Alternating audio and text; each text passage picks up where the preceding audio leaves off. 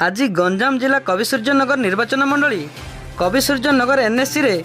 Biju Janata Dal supremo Shri नवीन पट्टनायक आह्वान क्रमे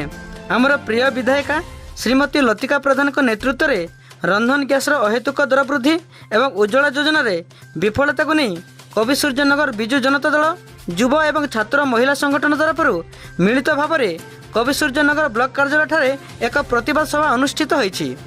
एक विशाल बाइसाइकेल रैली द्वारा कविसूर्यनगर ब्लॉक ऑफिस रे पहुंची राष्ट्रपति उद्देश्य रे स्मारक पत्र प्रदान करागला। एही आंदोलन रे गंजाम जिला बिजेडी उपसभापति श्रीजुक्त मनोरंजन महापात्र, नगर बिजेडी सभापति भगवान सोई, ब्लॉक अध्यक्ष संतोष पाढ़ी, छात्र बिजेडी सभापति श्रीजुक्त विक्रांत कुमार साहू, युवा सभापति राजेंद्र खटई, कार्यकारी सभापति रसल दास, गंजाम जिला युवा बिजेडी उपसभापति श्रीजुक्त प्रसन्न नायक, जिला संपादक सूर्यनारायण नायक, युवा नेता राकेश प्रधान, कानुचरण नाहक, मनोज खुंटिया, छात्र नेता वासुदेव नाहक, चंदन जेना, राजेंद्र जेना, किसान साहू समस्त देखो अहेतुक भाव गैस दर बढ़ी चलती दीर्घ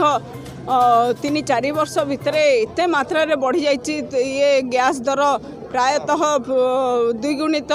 ठुआर भी अधिक हो गला गैस दर। आमे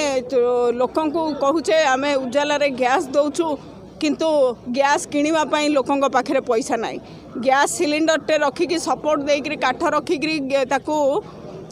काठ चुली जलाउछंती महिला माने। आमे ये जो दुखर दिन निश्चित भाव में ता विरुद्ध में आम प्रतिवाद करुँ। आपण मैंने देखिथे कमर्शियल गैस रे 261 टंकार वृद्धि घटिला, जारी फल आपण जो मैंने बाहर खाइबापी जो लोक मैंने डिपेंड कर प्रायतः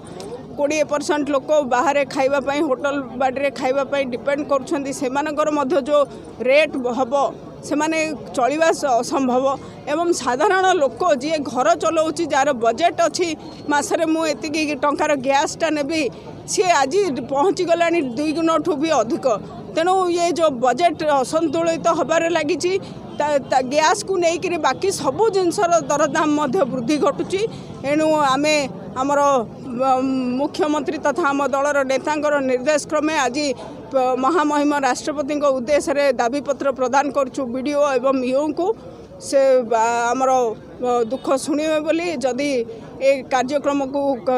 हाथ को नौ ना विनाशकारी दर वृद्धि को जदि रोल बैक आगामी दिन में आहरी तीव्र मात्रा आंदोलन।